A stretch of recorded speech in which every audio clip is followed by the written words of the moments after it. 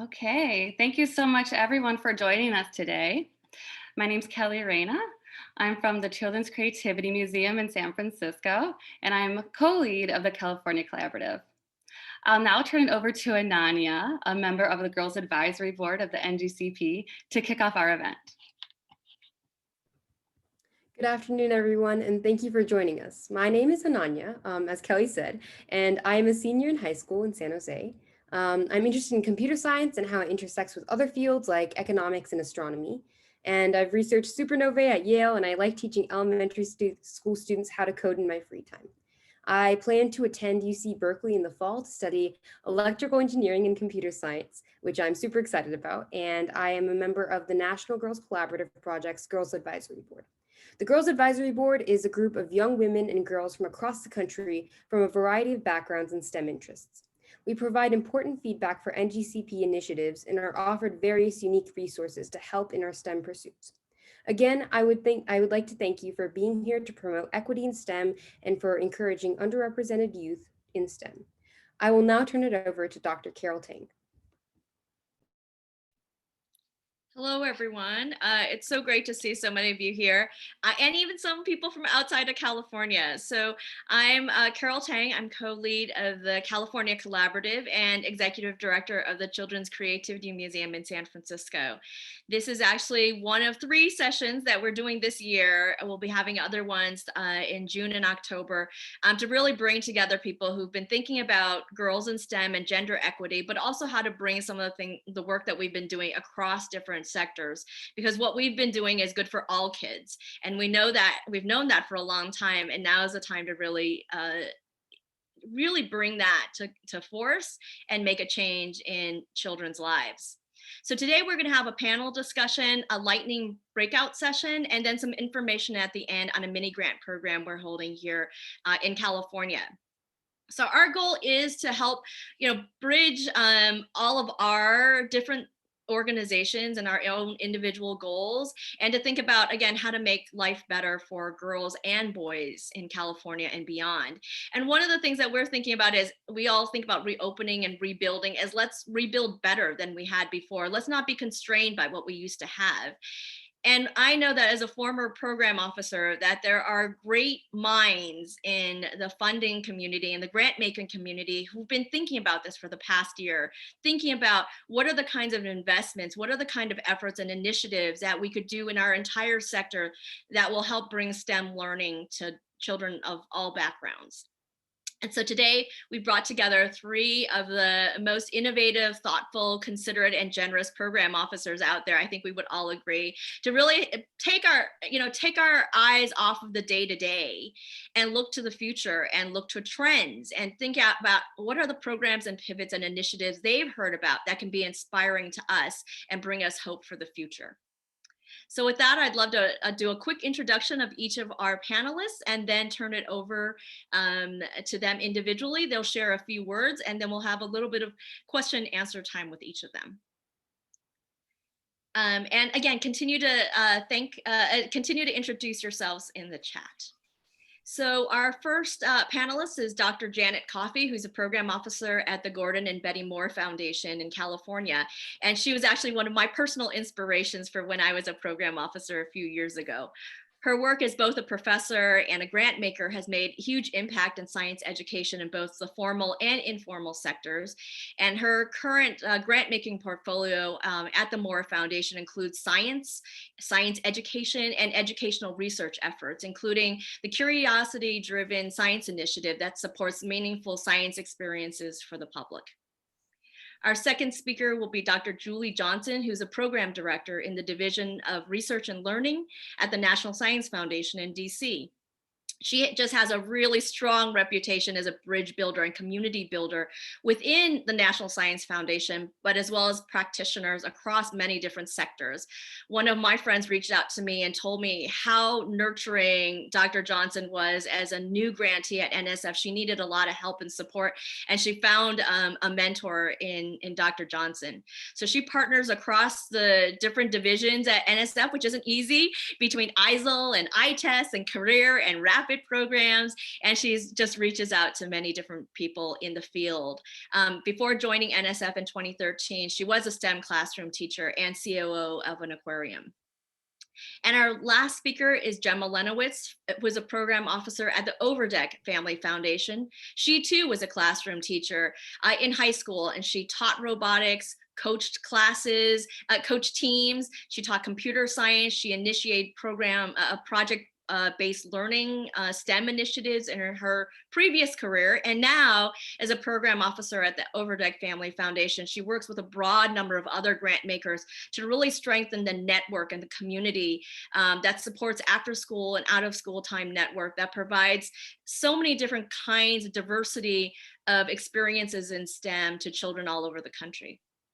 So with that, I'm again just so happy to have them here and proud and honored that they can share some of their thoughts as we really work together and look to the future. So with that, I'm going to turn it over first to Janet, and then she'll turn it over to Julie, and then we'll close up with Gemma before conversation and questions. Great. Thank you so much, Carol, for that introduction, and for Kelly and Ananya and Katya behind the scenes. This has been great to work with you getting to this point. I also want to thank the audience for showing up and sharing your time with us today. And Gemma and Julie, I'm excited to hear what you have to say. So I want to provide a brief overview of the Moore Foundation, specifically the relevant portfolios of work that we have that have a bearing on girls and STEM equity. Just to give a little bit of context to some of my comments about what we've seen during the pandemic, possible shifts in priorities, and what comes next. So the foundation's work in this area sits in two different programs. One is the San Francisco Bay Area program, and one is the science program. And I sit in both of those programs as well, and I oversee the work with science learning and engagement at the foundation in these two areas.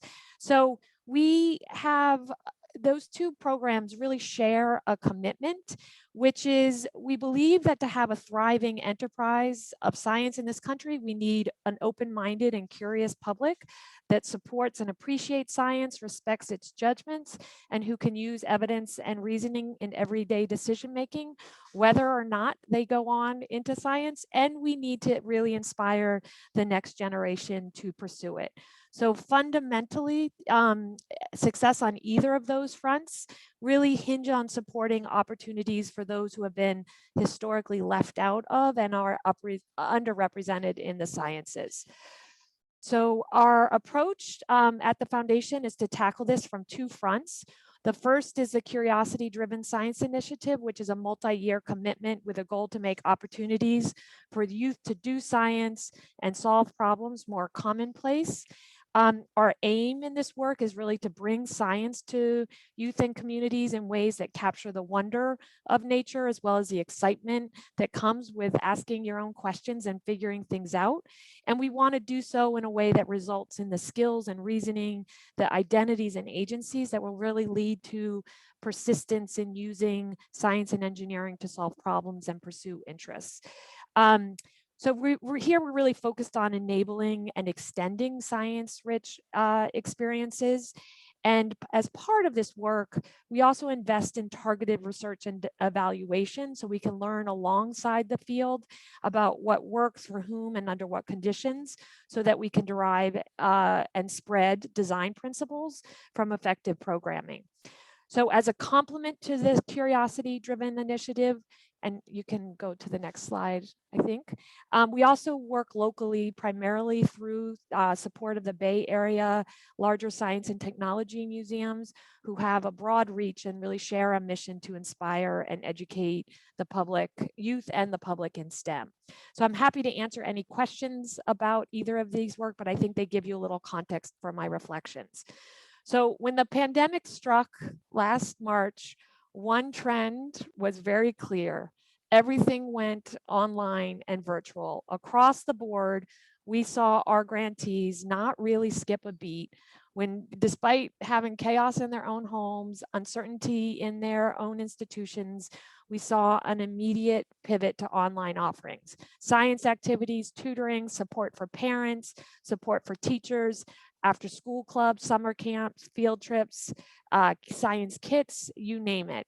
Quality was variable, curation left something to be desired, but a lot of stuff became available. People were really trying new things.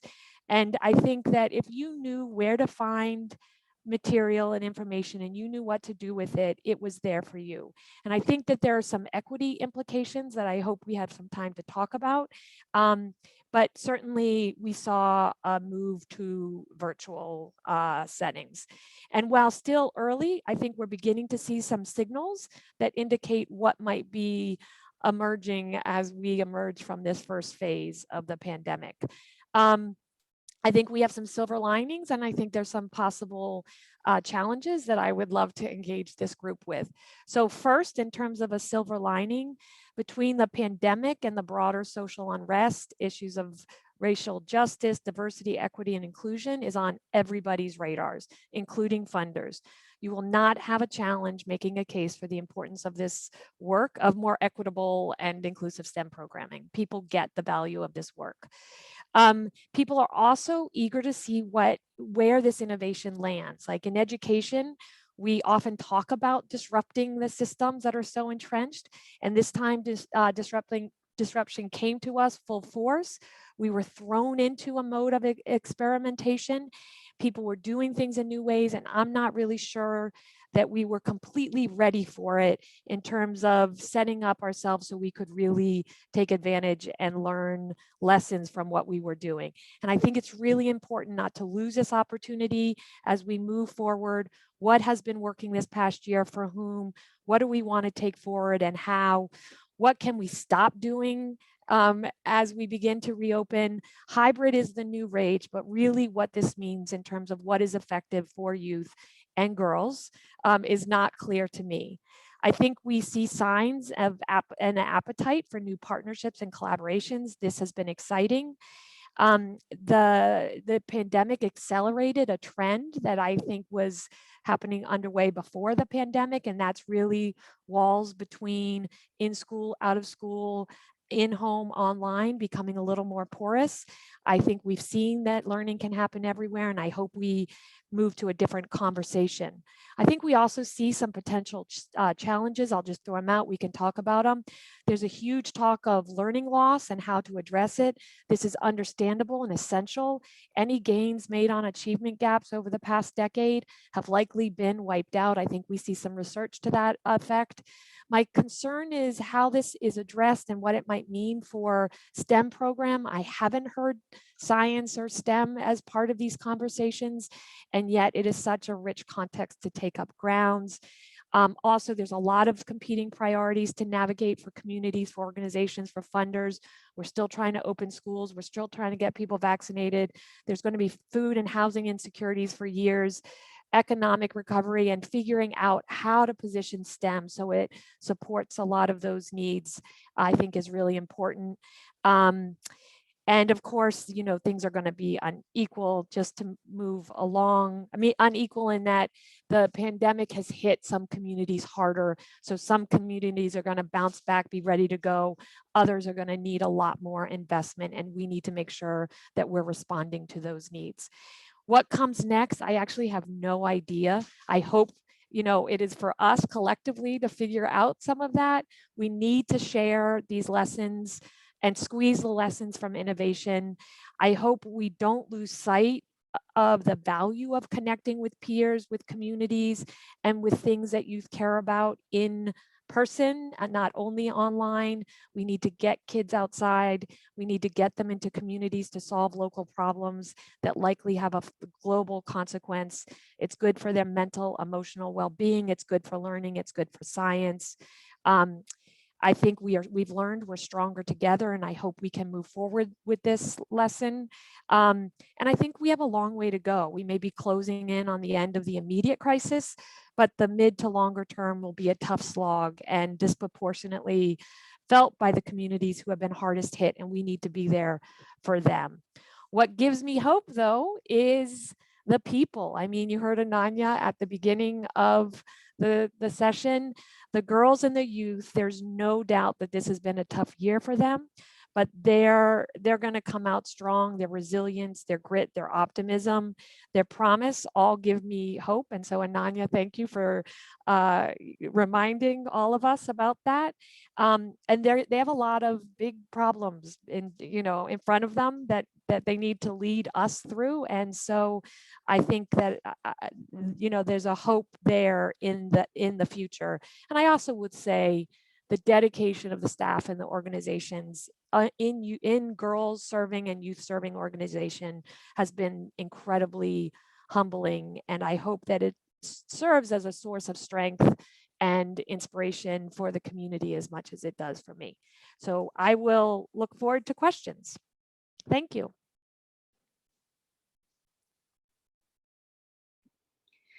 Julie, would you like to go next? Yes. Do you want to have us all three go and then we'll do the Q&A? Is that? Yes, let's do. Okay. All right. Let me just, so good afternoon, everybody. And Kelly, if you're doing the slide advancing, feel free to skip, go to and ahead.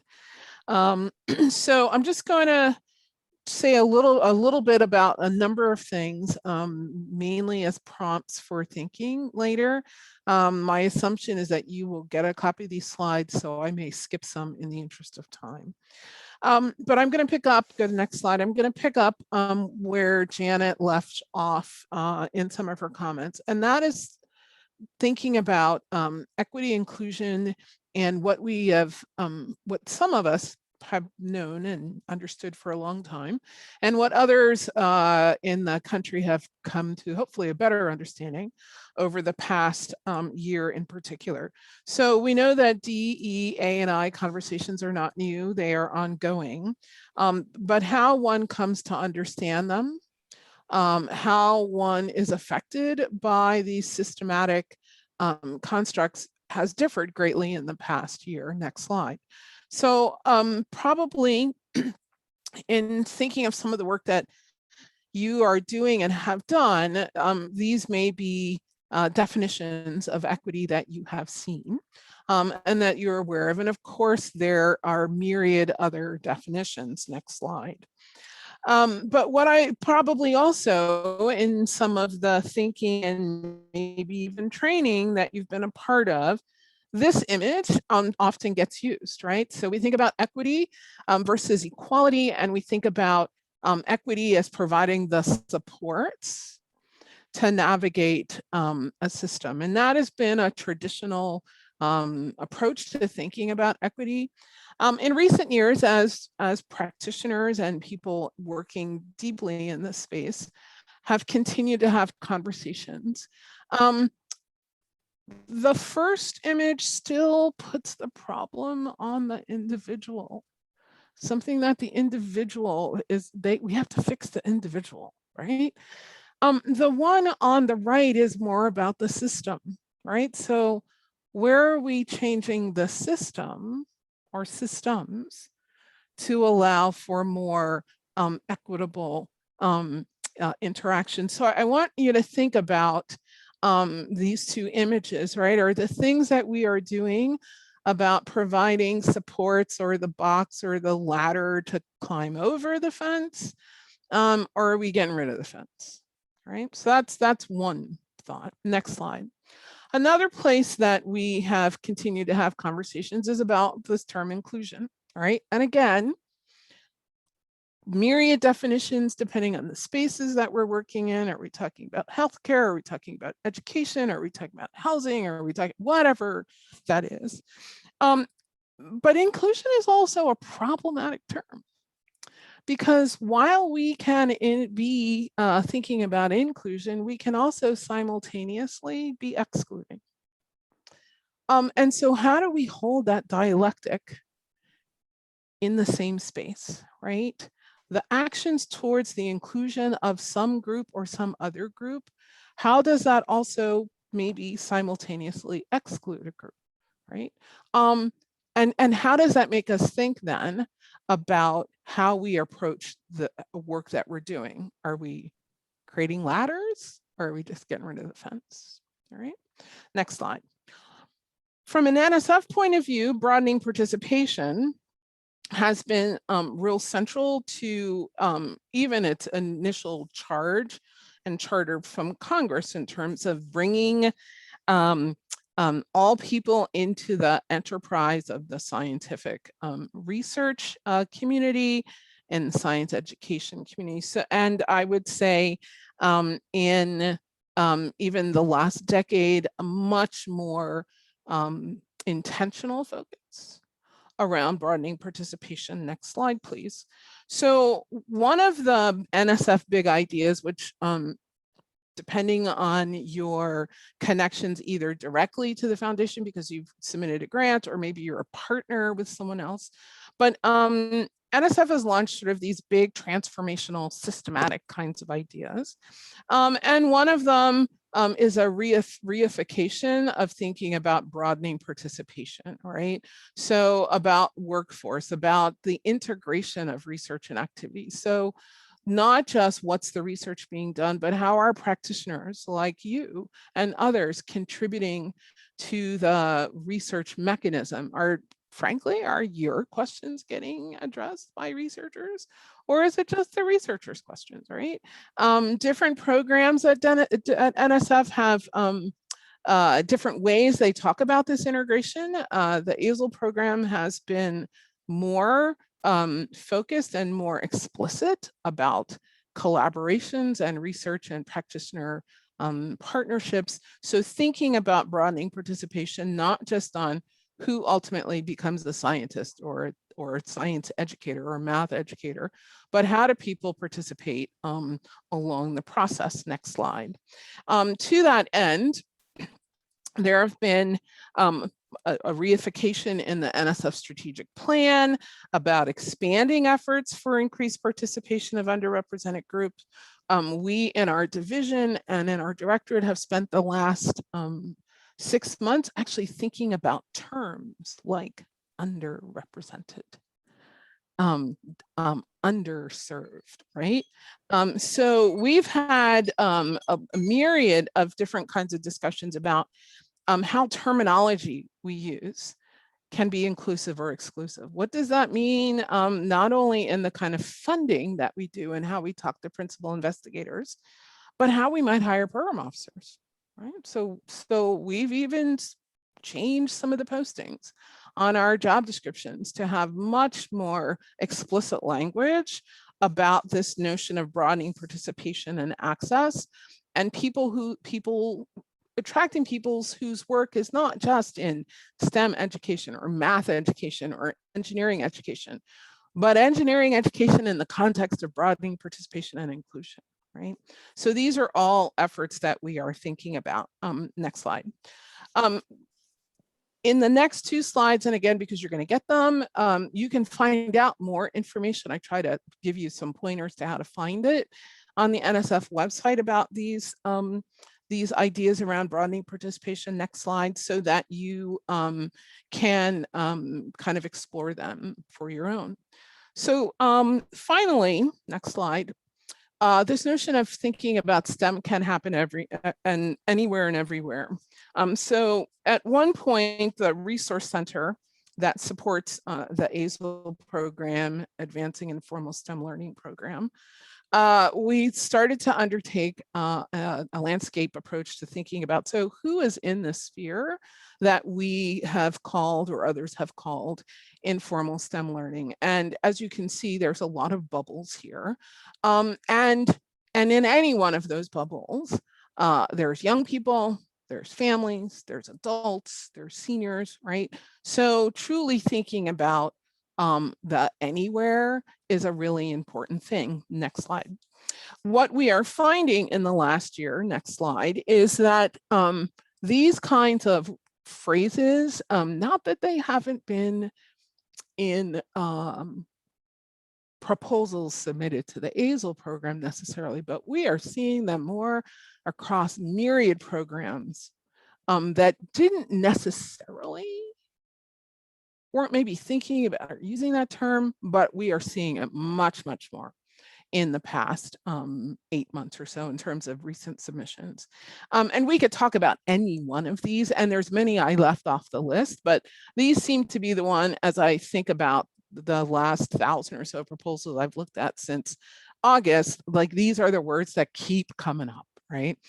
So new theories, new approaches, going back to old theories, but different ways of thinking about them, right? All of this kind of stuff that is clearly important and coming to the fore. Next slide. And therefore, what then are the new things? So this is hot off the press, right? So if we thought science, technology, engineering, mathematics was really important, and then we came to nanotechnology, and then we came to artificial intelligence. Well, now the new one is quantum information science. So when we think about what's on the horizon and what are the opportunities, and for girls and young people, so here is something yet new again. Quantum information science. So there is an upcoming webinar to talk to people about what this program is, how you might get involved, but just in thinking about all the stuff that we have to digest as we work with young people, as we work with communities, it can be like the fire hose, right? And you just want to get your little cup there and it's just like, so I recognize that there's a lot coming at us and at you, and helping us to think about ways to reach various constituencies are important. Next slide. But also making sure that you all have resources and places to go where you can find information. So many of the programs in our division have resource centers. These are 4 of the more active ones, where you can find out things about current programs, but then things on the cutting edge and things on the horizon. So I look forward to talking about any or all of these.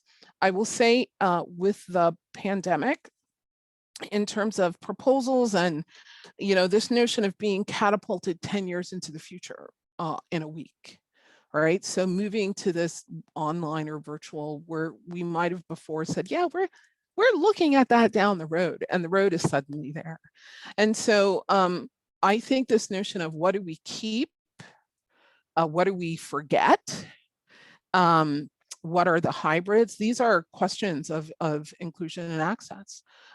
One specific place that I think is an interesting one to consider is a lot of those conferences that people would love to go to, but could never afford to go to.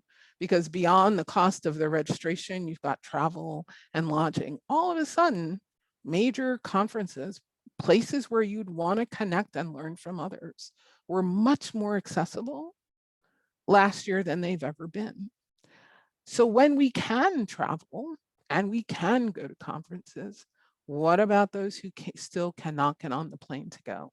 And so what are those things, whether they are in hybrid form or in other forms, that we will keep? Because in fact, it does allow us to be much more equitable and much more inclusive in our work. So thank you.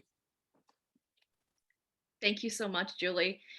And yes, these slides will be, and the recording will be provided to everyone, so you can send, take a look at this and send it to your development directors and things like that as well, and partners. So don't worry about being able to get all these great resources that Julie just presented. And with that, I'd love to turn it over to Gemma from the Overdeck Family Foundation. Thanks, Carol. Thanks so much to the California Collaborative and National Girls Collaborative Project for having me. And before I begin, just a quick reflection on Janet and Julie's approach to philanthropy. The way they are inclusive and make resources accessible is exactly the model that we want to make available to educators for how we want our students to feel. So thank you both for leading by example there. At Overdeck, I lead the Inspired Minds portfolio focused on STEM learning in settings outside of school. So the foundation aims to sustainably scale programs, models, or practices that are evidence-based. And here you can see our strategies, which are research-informed means of boosting STEM attitudes, interests, and skills. And on the next slide, you can see some of our grantee partners who serve students directly.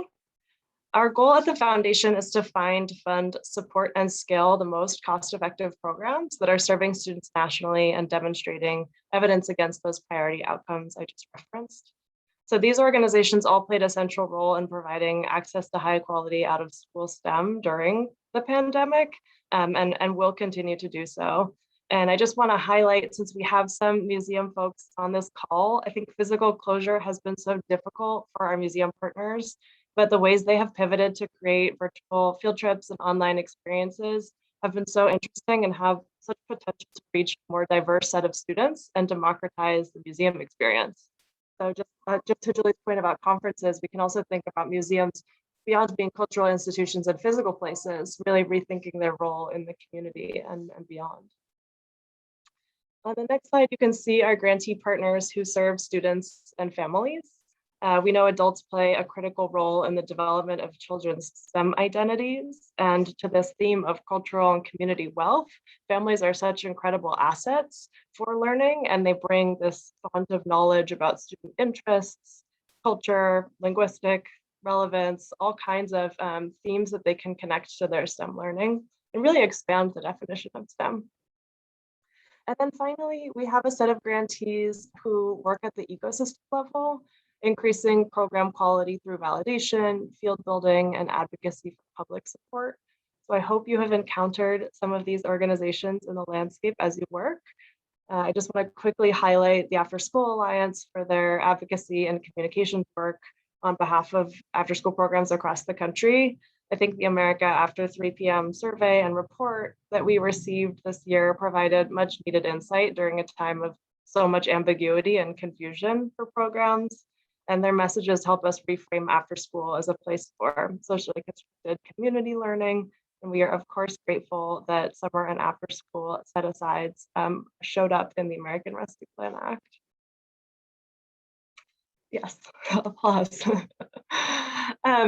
I also wanted to reference a report. You could screenshot this now or look it up later. We published with Education Northwest last year a publication on scaling out of school time STEM programming to maximize cost effectiveness and program capacity. We think this model is highly replicable, and we encourage you to check it out and reach out to us if you have questions about it. On the next slide, I'll talk a bit about some of the trends that we saw in the landscape before COVID-19, unfortunately, struck our communities.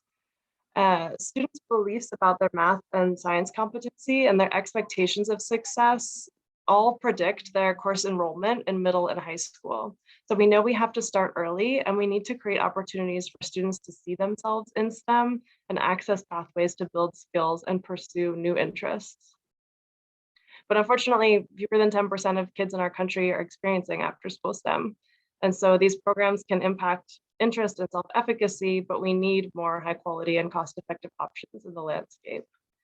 And research shows us that both interest and success in STEM subjects are correlated with one another, and that the relationship between mindset and pursuit of STEM is strongest for female students and low-income students. So this is absolutely an equity issue. Necessity is the mother of invention, I think, was a theme we heard a lot throughout the pandemic, but of course in 2020, out of school time became the norm, blurring the lines between what was the school day and what was time to unwind, relax, or cope with the many challenges that COVID brought our way, really redefining roles for educators and families. And so parents becoming teachers, at-home tutors, classroom managers, emotional regulation support staff, IT technical support. So many needs arose, and the field really stepped up to support families in this time. So very much was inspired by all of the ways that your organizations created, whether it was a fun STEM activity or a more basic need or an SEL practice. Helping students feel like they still had strong relationships, they still belonged. I was inspired also, as Janet outlined, the so many virtual engaging sessions or hybrid engaging sessions, and this unexpected reliance on online learning really required a reimagining. So we saw new modalities from our grantees with artificial reality, with TV shows and apps, digital interactive content from museums and libraries. And STEM educators continue to say their students were growing in their ability to solve problems, in their confidence. And those are some of the greatest benefits of STEM programming and out of school time. And of course, have only been exacerbated by COVID and the need to have a STEM literate generation who's engaged in social problems that relate to science, tech, engineering, and math. And then my final point on invention and innovation here, we referenced math learning loss earlier, but I think there's a real opportunity to revisit the role of families in that conversation. I think families have been largely absent from the dialogue on proposed solution, and particularly families of girls and families of students of color. And so if we take a broader ecosystem approach here and focus more on student and family voice, I think there are so many structures for co-design and student choice that have existed, but were novel for some organizations this year. And those are really critical for building authentic demand. And then what system change might look like, to be determined in some ways, right? We know school enrollment is still down. We have a massive influx of funding coming, but there are students who are disconnected from our formal systems right now. We know the demand is high and rising for after school programming, but the supply is low and unfortunately decreasing because so many programs have suffered loss of revenue this year. And at the program level, we think there will probably be many sustained hybrid models and innovative staffing structures across different programs. We might see continued discussion of the routines and the programs and structures of students, things like pods, which we had never heard of before this time. And we're hopeful that we'll see a return to hands-on learning, and we'll see students safely congregating and maybe balancing the use of some of these tech tools that were created during this time. So we hope this achieves sort of student level social emotional growth, students spending more time in informal settings that are rigorous, relevant, and diverse, and educators accessing resources to improve their skills and confidence to facilitate STEM. And so I wanted to talk briefly about cycles of data-driven practice. So on the next slide, you can see Overdeck takes a very concerted effort to provide all children the opportunity to unlock their potential. And that means our work should contribute to more equitable outcomes where success and failure are not driven by socio-demographic factors. And so we encourage our grantees to reflect on program quality using data disaggregated by factors like student age and grade level, gender, race, English language learner status, and indicators of resource like free and reduced lunch or Title I school attendance. And looking at this data really helps our programs identify insights that might be hidden by an average or a median or aggregate level data. And we work closely with leadership teams to problem solve and to find opportunities to boost impact for groups of students for whom programs could be more effective. This is also why we care so much about cost effectiveness and supporting grantees to align their impact drivers with their cost drivers to reach more students without sacrificing impact. There's been a lot of experimentation this year around dosage, around staffing models, group size, and virtual delivery. We're hopeful that group-based programs will not only reduce costs, but also increase social capital and social emotional skills. Kids might have a better time collaborating, and hopefully they'll get to do that soon if they haven't already. And a final mention of common measures. I think data-driven practice is always supported by data-rich conversations across the ecosystem, across institutions. And so many of our grantees share common measures. Some of them are simple, like Net Promoter Score or site retention. Some of them are more complex instruments that assess STEM interest or engagement or skill development. But I think focusing on what data are usable and how are you intentional about collecting them and involving the audience in reflective practice. Reasons for optimism. I think I'm hopeful, like my fellow program officers here, that we've learned a lot of creative ways to build engagement and crafted some new measures along the way that account for the learning environment and the context and the whole child. I think programs continue to broaden access through multiple modalities of delivery. And I think we're thinking at a system level now, right? Our out of school time funders are focused on the intermediaries, optimistic that will have positive impact on quality and equity of program access. I think programs are much more mindful now about sustainability. So that's funding blends, that's costs, both fiscal and time to them, and what costs they're passing along to families and what that means for access. And of course, the funding is going to trickle down, not up. But at this moment, there are a lot of decision makers kind of boosting suggestions or subsidies at lower levels to increase affordability. And I'm inspired by Secretary Cardona's commitment to racial equity and how that's showing up now in funding formulas and the scale of interventions that have been demonstrated to work for students of color. So my last slide here is just my contact information. You're welcome to reach out to me or to visit our website for more information about Overdeck Family Foundation. We fund programs with national footprint, so my colleagues and I are open to hearing from you about your work. I'm just grateful to have the opportunity to be with you today. Thank you so much. Well, I think we've all benefited already from just three speakers from their perspective, but seeing that there's a lot of overlap as well. So I am encouraging you to put in some questions in the chat, and Kelly will help me sort through those. But maybe I will start with just a couple general questions for our three panelists. Given coming out of the pandemic, what are some of the outcomes you would urge us to think about for focusing on children and youth? What are some of the outcomes, and how has that changed, I guess, over the past year? Just top of mind, not analysis, but just top of mind from what you've seen and the needs are of children and youth this past year. What would you want us to make sure that we are always keeping in mind as we proceed with programming?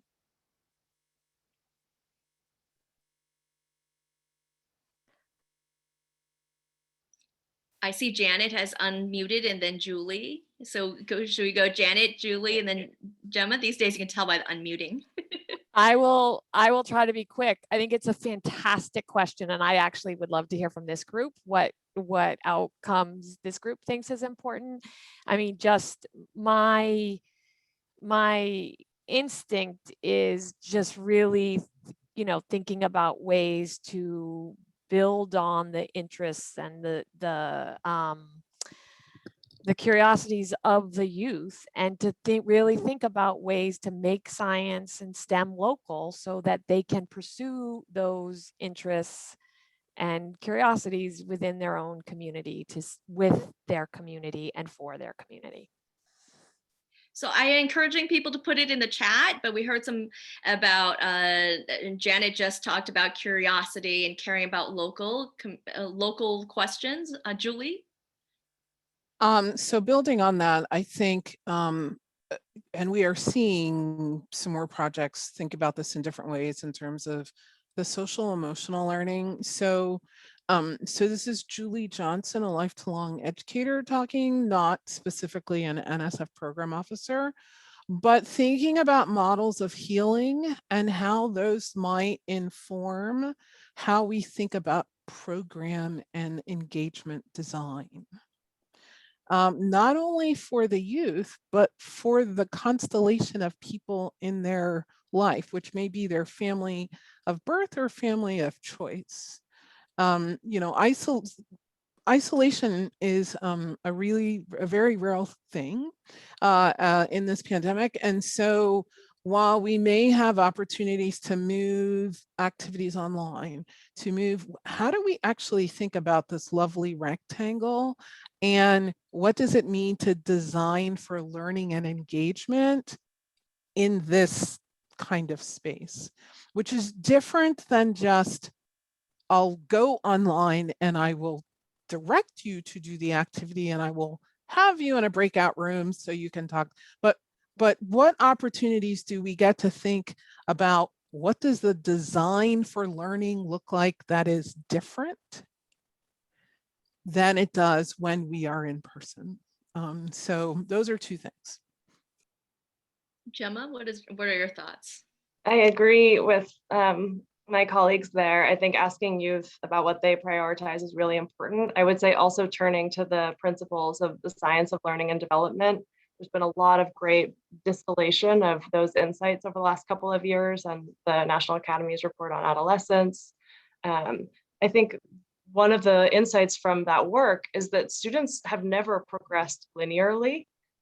We don't expect development to happen on any straight line, but right now in this recovery period, we can expect data to be highly variable. And students are going to move through different progressions, and they're going to regain interest or engagement on different topics at different times.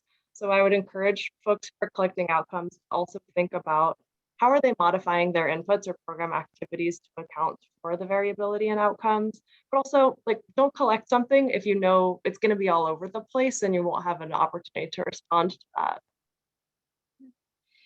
So we know that during the pandemic, especially women, gender equity in the workforce, and especially in STEM, there have just been some great articles recently about the loss of a STEM scientists and researchers and engineers over the past year. So we know that gender equity in STEM workforces is a really big deal, you know, but I think that there's still questions about digital engagement and girls and how to make sure that they're included in this new world. So what are your thoughts on either some of the great programs you've seen or some of the, you know, key things that we still need to learn about engaging girls to make sure that we can address gender equity and make sure that, you know, the pandemic hasn't, derailed us from some of the progress we've been making in gender equity in STEM. Any thoughts on that? Well, I'll start with where I ended, which is about this notion of design for learning. So yes, there's been different kinds of research, whether it be on exhibitions in museums or program characteristics or features that best support girls and young women. And so what do those look like in this space, right? I think that's an important question to be asking. So I think that is where I would start. Like, don't throw out what we know, but how do we understand it? We talk about what works for whom and in what context. So this is a new context. How does it work or not in this context? How does it have to be different to achieve the same outcome in this context? I love that, you know, double downing on that construct that Janet and everybody has mentioned, you know, and that, that this is just one other construct. Don't let this derail you. This is just another opportunity to test, you know, what context makes sense for what intervention and for what audience. That makes a lot of sense. Other thoughts from Janet or Gemma? No, I would only add the importance of being intentional in learning, taking the opportunities to learn and to share.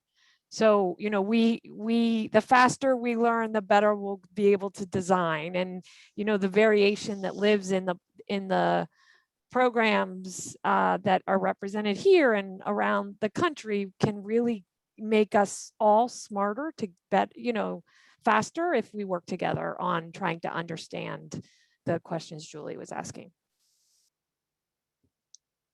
Absolutely. And it would just add listen, right? Listen deeply, listen often to the interests and needs of girls and women. And one thing we noticed during COVID was leaders who were more proximate to the communities they served had a better pulse and were able to find those opportunities to provide resources faster. I think another sort of equity issue that we all understood much better over the last year is the kinds of systemic racial inequities and income inequities. And lots of things are intersectional, as we know, that women of color are the least likely to be able to have a good living wage and so on. There's so many different things that are pieces that we can no longer just compartmentalize anymore. And so I think that's one of the things for a lot of girl serving organizations is wanting to reach out that, yes, we were serving girls, but we also want to serve Black boys. We also want to serve other communities. We want to serve immigrant and English language learners.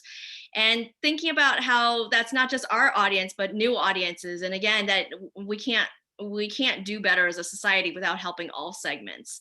So what are some of the things that you would either give girl serving organizations as we look beyond our traditional audience?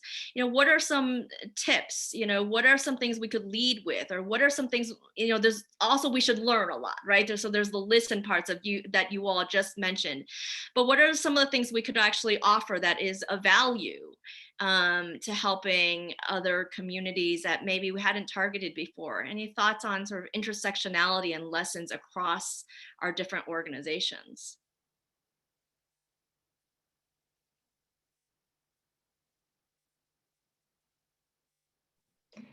guess I would say start somewhere. I think, if those, whether it's a minority serving institution or, a program serving many Black, Indigenous students of color, if they're not aware that the girl serving organization feels their liberation is tied up with theirs, there's no sense or foundation for collaboration and for common practice. So I think there are so many ways in which programs have tested strategies for increasing inclusion in the context of girl serving programs, ensuring that they found ways to demonstrate progress against those goals, using diversity, equity, inclusion as a lens to inform their practice, and figuring out how staff and systems level interactions play into that. So I think starting somewhere would help, and reaching out and forming those connections at different levels across organizations. I'll refer back to, I don't remember who said it, but it might have been you, Carol, in opening this afternoon up. In terms of thinking about when we're working with girls and young women, we are also using best practices that work with youth in general, right? So if we think about the principles of universal design, we would come into a space where we might say things that work with girls can work with other youth as well. And so where are those connections and points? Girls live in this world. And they live in this world with lots of other people. So where might there be some interesting opportunities to connect with a group that you wouldn't normally think to, but that may have some interesting cross-pollination, for lack of a better word, for the youth themselves to have different conversations with different people, right? So I think that is something to think about. And then third, a slightly different, maybe a different kind of tangent or a way to think about this. So there's been a more focus in particular, I think, because of the pandemic and the inequities, about a cohort, we used to call them disconnected youth. That was the term used for these youth in the late 90s, early 2000s. So youth that get lost in the system, or that are doubly or triply served by different social service, right? So now we've moved forward, we're going to call them opportunity youth between ages 16 and 24, who are not as connected as they could be. And because of that, they're hard to find. And yet they are young people who want to participate, who want to be seen as worthwhile, who want to do all those things that we want our youth to do. So that may be another area to think about, like, where are the youth that are hidden in your communities, and what does something that you're doing, who would you even talk to find them? Because that's an important question. But where might there be some opportunities there to engage young girls who are opportunity youth? It's not exactly clear what of that 40 million or so kids, how many of them are girls, but there are girls and young women in that cohort. So I think that's something else to think about. Janet, any thoughts? I would just say don't underestimate how much you have learned from work over like the last decades, and even learning about how to learn about what to do next. There's a lot of knowledge in this space that I think can help kind of shine a flashlight on ways forward. So Kelly, did you have some questions? There's also a question in the chat, but did you have any questions that people have sent you? No, I was only just going to grab them from the chat, so you can just keep going. Thanks. So we have one question in the chat from Sherry Shee, who's actually the founder of the California Girls in STEM Collaborative. So thanks for calling in, Sherry. So she asked about sort of the beyond just program resources. Are there some ways that you've been seeing to support social and technological infrastructure? So for her example was the Girls in Engineering program offering Wi-Fi access, for example, to families, so their campers can participate in camp.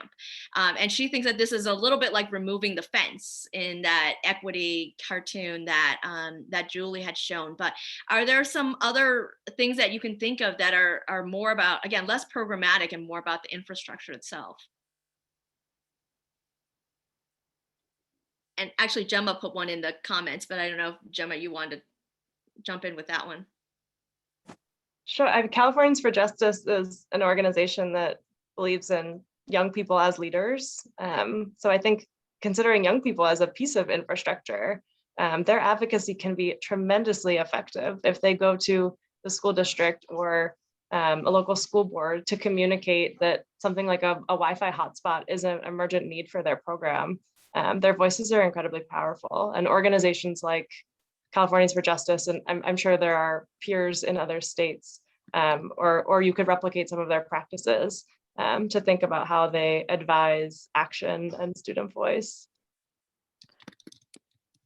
Sherry, that's a great question. And I, you know, I'm thinking that that's something, and I'm speaking from the Moore Foundation, and I can never, it's always dangerous to speak on behalf of foundations because one foundation, but it's something that it's an area that actually I think falls through the cracks for foundations, but perhaps this is a time to put a little bit of pressure and help us make the case of how these sorts of investments are critical to our goals and really serving the organizations that we want to serve to help move things forward in areas that we are investing in. Because of the whole focus, the pandemic, there's going to be so much building back, and infrastructure is a key part of it. And Sherry, I would be open for a conversation in terms of how to approach that from more broad, like how do we begin to make the case that those are the sorts of I mean, it's obvious now. That's like, of course, we need that. And yet I do think that that's an area that falls through the cracks in a lot of foundations, and it doesn't necessarily have to. And now is there's a minute to try to get just more savvy on making that case. And I would love to talk to you about that. And a few people have also put in some comments. Linda, of course, Calhoun knows resource as well, so she's put that in. Kelly, do you want to go ahead and ask the other question, and then I'll ask one last question, and we'll move to the breakout after that. Yeah, so we had a question in the chat, sorry, from Adamaka. For all the speakers, I believe, what resources are available for conducting program impact analysis from a data-driven perspective? It sounds like her organization is applying to NSF grants, and they're looking for resources regarding measurement design and assessment framework. So I will jump in first because I see nobody's in a rush to unmute yet, but that is actually one of the questions that we are going to ask. So as I said, this is the first of 3 sessions for the Girls in STEM this year. We are going to do one on gender and making and innovation, invention, and engineering. And then another one is specifically about measuring and assessing, and maybe talking about some of these common measurements that both Janet and Gemma talked about as well. So not in time for your grant proposal, but did want to acknowledge that that is something that we are going to focus on, because we recognize that a lot of organizations, girl serving organizations, youth serving organizations know that that's necessary to take it to the next level and to be successful in grants as well as quality improvement, as Gemma said. So I bought you guys some time. Now someone has to unmute and answer this question. Julie had all the QR codes earlier. The NSF dashboards are really helpful. I think the ADIS database is also a helpful resource, but Julie, please chime in. I think it's your best area. I think all of us have different areas. So you put the PAIR site on there in terms of the common suite.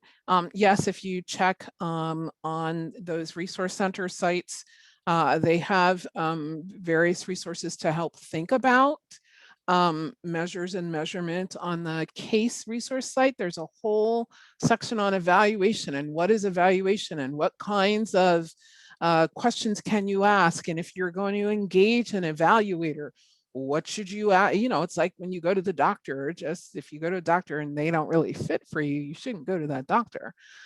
So, you know, interviewing and trying to hire an evaluator is the same thing, but you need to know what kind of questions to ask. So there are both resources for you to think about what are the questions you have that you're trying to figure out and understand about your program. The PAIR site has some tools that practitioners can use.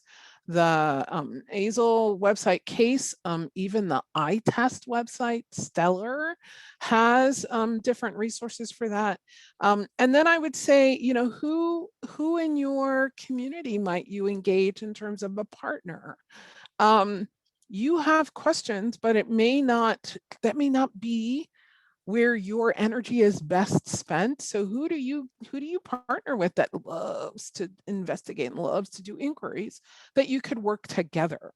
So to bring both positive, you know, both strengths in support of developing a program, whether you're going to go to a funder or not, you should know if the stuff you're doing is causing harm or not, right? We should know that. So even outside of whether or not you're going to go to a funder for funds, you should know if the stuff you're doing is working and how well it's working and for whom.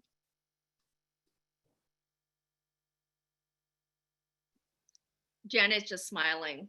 She's, but I think that she's given in the chat a +1 as well to the CASE. Again, I've tried to put some of the acronyms in there as well to navigate some. Janet, The other thing that I do, I ask this question all the time, like, where can I find these resources to help grantees?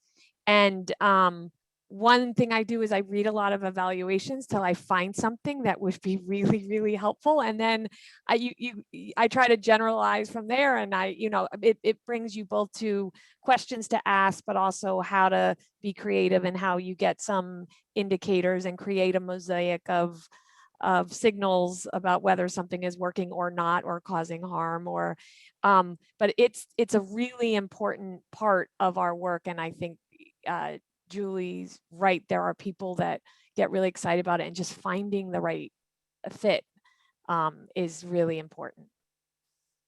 And I'll just add, because so many of us are STEM, this is a girls in STEM network, but I think that looking at youth development, which is what I did and learned, when I became a program officer, is learned that there's a wonderful world out there of really good metrics and researchers in youth development and child development, and thinking about beyond the traditional STEM evaluation tools are just so mind-blowing in terms of what you can do, even with small sample sizes. So we encourage you. So thank you so much for that question. And I think it does show that, this is something that we do need to dive more into to help us all, increase the quality of our work. So I think that's really important. So with that, maybe the last question was just about, what you think are the, one exciting project that you've seen out there. It doesn't have to be something you funded. It could be, what is one exciting, great project out there that you've seen for youth in the STEM space? And maybe we could just popcorn that and just do a quick introduction for something that can inspire us. And then we'll go ahead and go to our breakout rooms. So Janet, Julie, Gemma, do you want to jump in with a really cool project you've seen? You can go ahead and unmute and we'll know you're ready. Janet? It's always dangerous to highlight a single program, because there are there are so many, and there's so many. I know far fewer than I don't know. I think that's right. I said it right. I'm gonna highlight an area where I think that there's some energy and work that I think is incredibly exciting. And it's the kind of coming together these streams of interest around environmental justice, community science, and kind of STEM. Sometimes they don't even call it STEM, but it's really about community engagement, and there's a lot of room for youth to be a huge part of it and to lead these efforts. And those are happening. I think that I don't see them going away. And I think that that's a really exciting area to start paying attention to. Thanks. Julie? Yeah, that was where I was thinking, okay, I can't privilege one project over another. So what's the sort of larger space I can talk from? So two things that are becoming that we're seeing more of that allow for and that really support multiple and multicultural perspectives on STEM, as in the acronym, including for those communities and peoples for whom they don't have a word for science, right? So we never think about that sometimes when we're doing work, but there may be communities of people that we work with that there's no term in their language or lexicon for science, but it is about connection to the place, to people, to the land. And so narrative and storytelling as an approach to thinking about not just the sharing of content, but how do we learn from a narrative and storytelling tradition, right? And so as we think about the different kinds of communities with which our young people come from, there are different modalities in which information gets taken up and shared and distributed. So narrative storytelling is one that we are seeing come to the fore. And then moving beyond just adding art to STEM, what is it about the approach to art or the arts that makes it better, easier, different to learn another subject, i.e. science, engineering, right? So not just saying, hey, we're gonna like have them draw pictures, but is there something about the process that an artist goes through that is akin to the process that scientists or engineers or whomever go through? And that might be a link to the way and an avenue in for other young people. So being a little bit more intentional and thinking about the processes and practices of the arts that make the integration with science content more robust and meaningful. Those are provocative. Great. Gemma? That's fascinating. I'll go in a slightly different direction, but the connection here is that for us and our trustees, math is something so incredibly creative and visual. And I think the project that I'd like to highlight is our family math work, mostly led by the National Association for Family School Community Engagement. But math exists everywhere in the context of family relationships and communities and everyday life. And so we think that project is incredibly powerful because it recognizes the power of families as catalysts to support children's early math learning and aims to work with families. The work is really produced by families for families to support what they're already doing to promote early math learning. And those foundations it's so much beyond counting and sequencing. There are so many early math skills that students develop that then inform their development of an identity, which I think is a critical lever for increasing their STEM engagement in elementary school. So starting early would be the theme, and starting with family. Well, thank you so much. I hope I speak on behalf of the whole audience. Is just thank you so much, Janet and Julie and Gemma, for helping us. Again, we've been so focused on day to day that we needed a little inspiration from all of you, that there's really good work without together we can do this good work, but that we also need to pick up our heads and look ahead. And that's what the three of you have been doing that for us and holding that space so that we can come back to it in a better way. Before we go to breakout, I do want to say that I think one of the themes that we're hearing is really empowering young people. And I think that's what you're all saying, is that, that's what we've learned over the past year. And Julie, I did want to say, one, I love, the thing about taking away the fence, but I think the ultimate, what we would all agree is what we're hoping is that those kids are going to join the game, that they're not going to even stand behind an invisible fence, but they actually get to pick up a bat and, or maybe they rewrite the rules of baseball, So there's so many different ways of looking at that, but I love the fact that, you know, we're all thinking that way, and we think that youth have a role and to help solve some of the challenges that us adults are facing every day. So I appreciate that. So with that, we are going to go ahead and break into random groups. Like I said, it's a lightning breakout, and that is everyone. Thanks for coming back. We are going to, I am going to post the post-event survey if you wouldn't mind helping us collect data on this session, but also on future sessions. So I've put the survey in there. We are going to talk about our mini grants that all of you, well, I think those of you in California would be able to apply for. But just in case some of you need to step off, I do want to just thank our speakers once again, Janet and Gemma and Julie, for sharing their insights and inspiring us that there is good going to come out, and we should, you know, work hard together, and that there are big challenges. But if we got through this last year, right, we should be able to get through more. So wanted to thank them, especially, and those of you who are participating today. We are going to have another one in June and then another one in October. Please let us know. I will put our emails in here if you want to get on the mailing list. And with that, I'm going to go ahead and turn it over to Kelly, but also know that if some of you need to sign off, you'll get a recording and so on as well. Perfect. Thank you, Carol. Yep, so I'm just going to take these last couple of minutes to talk about a grant opportunity for California programs. And this grant is partnered with If Then. Go ahead, next slide. So If Then seeks to further advance women in STEM by empowering current innovators and inspiring the next generation of pioneers.